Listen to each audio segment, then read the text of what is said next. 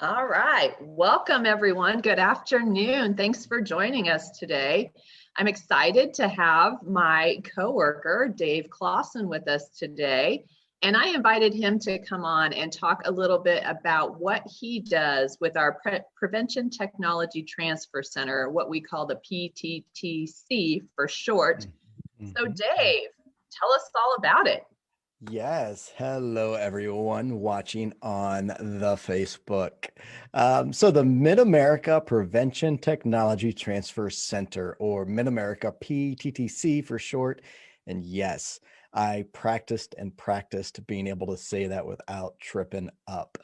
All right, so the Mid-America PTTC is housed at Ack, Missouri, as many of you likely know. It's our parent organization. We are funded by SAMHSA.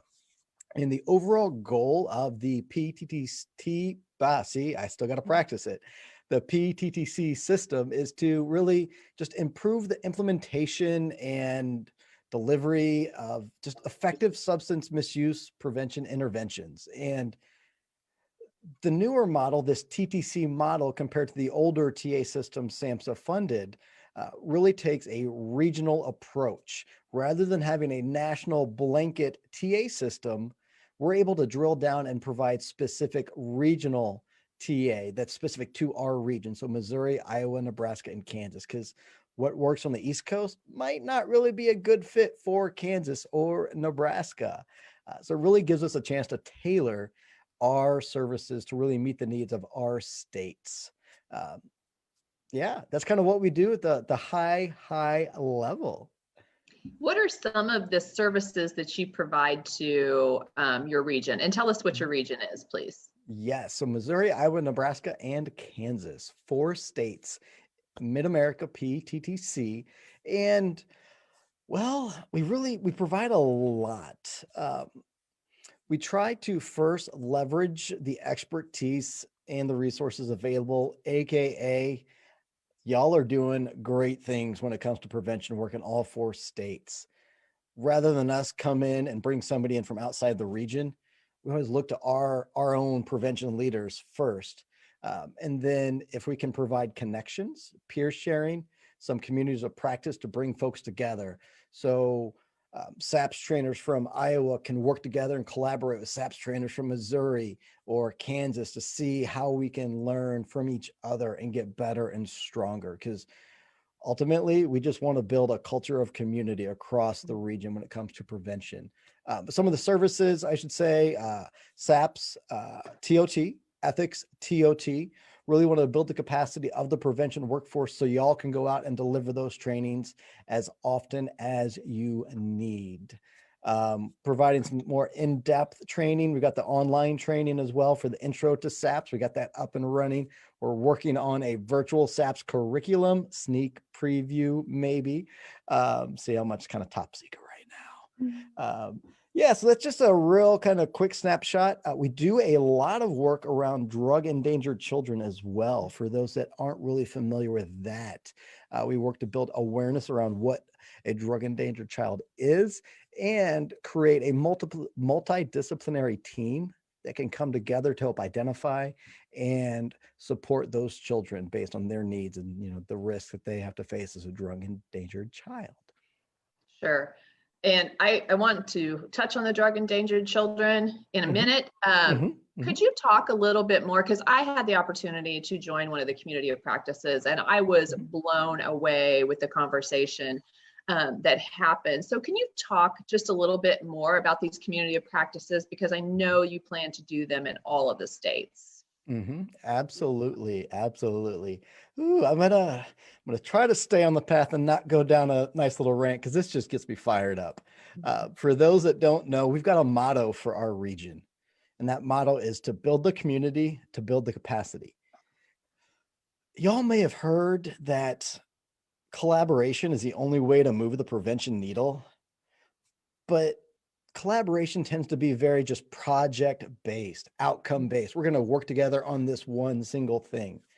We want to strive for something stronger and deeper. We're striving for a culture of community on top of collaboration, because community is a group of people coming together around a common vision, common values, and common goals to support each other when needed, to lift each other up. And so that's what we're really striving for, is that culture of community. Kind of builds on the fact that y'all are doing great work. If we can just come together even stronger and get better, learn from each other, we can be that much stronger. And I'm going to take a breath before I keep going down this little fired up rant. For those that aren't familiar, you should check out Simon Sinek's Golden Circle. That's how we've really set the foundation for what we do. And what we do, pretty simple. I kind of gave you that high level overview. We provide substance misuse prevention, training, and technical assistance. Okay, simple, right? How do we do that? Well, we leverage technology to foster and build connection, kind of building that culture of community, using Zoom, using our online learning communities, the communities of practice, to bring people together and foster connection. Because ultimately, why we do what we do, it's because we believe prevention is better together, and together we are stronger. So that's my little sidebar rant, setting the foundation for what a community of practice is.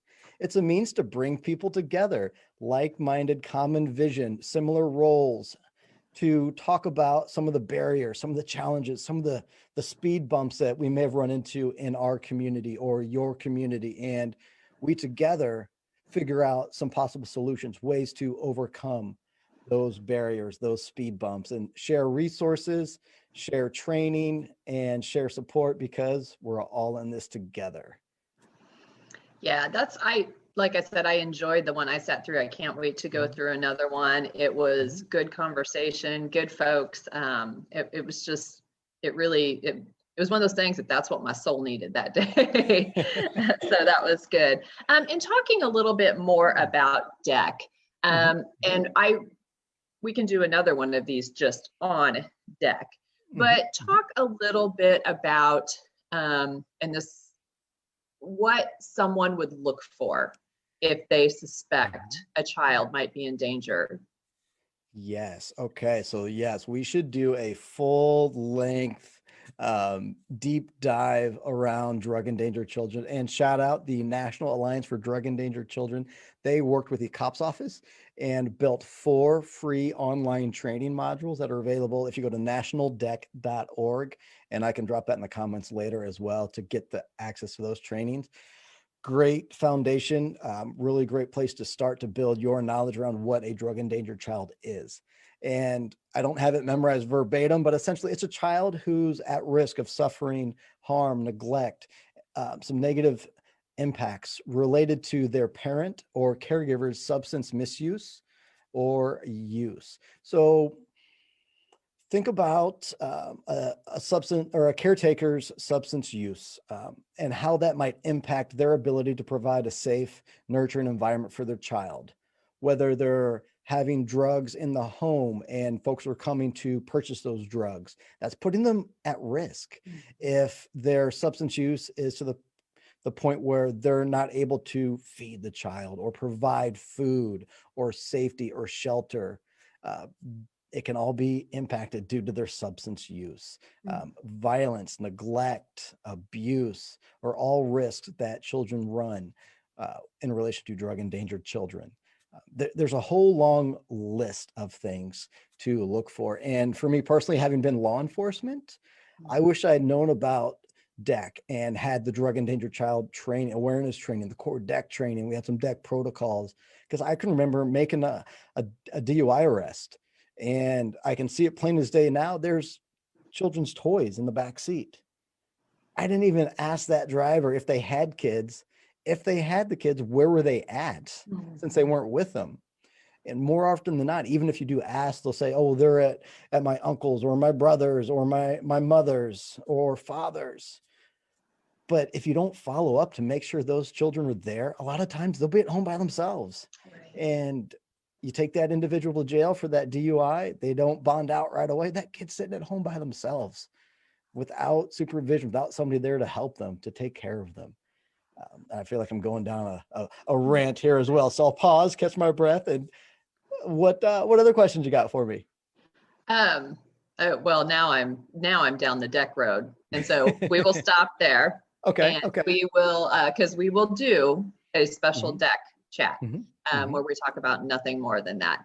Mhm. Mhm. The thing I think that I would like to leave with is Mhm. how can folks get in touch with the Mid-America PTTC? Yes. Well, message Act Missouri on Facebook since you're on Facebook right now watching. Probably the easiest, closest way. The other way to go to pttcnetwork.org. That would be the website. And a little note about this website, knowing we've got a pretty big audience on Facebook and y'all might not be in the Mid-America region. PTTCnetwork.org is a geo-based website, which I had to learn what that was. Essentially, if you're in one of our 4 states, Missouri, Iowa, Nebraska, or Kansas, when you go to PTTCnetwork.org, it will automatically take you to our center's homepage. If you happen to cross the river and you're in Illinois, it will take you to the Great Lakes region, which is a different region. So that's just one thing you want to check, depending upon where you're at when you access that. But on the left-hand side, you can go to Find My PTTC and select the appropriate region. And while I'm talking about the website, another cool thing, even if you just live in our region, you have access to all of the other regions, their webinars, their trainings, their resources. It's the power of a network. You've got access to all of it for free. That is awesome because we are all looking to get more training. And of course, free is the right price. So yes, I appreciate it. And Dave, thanks so much for joining me today. And take care and have a good rest of your day. Hey, all right. Great to be here. Thank you very much.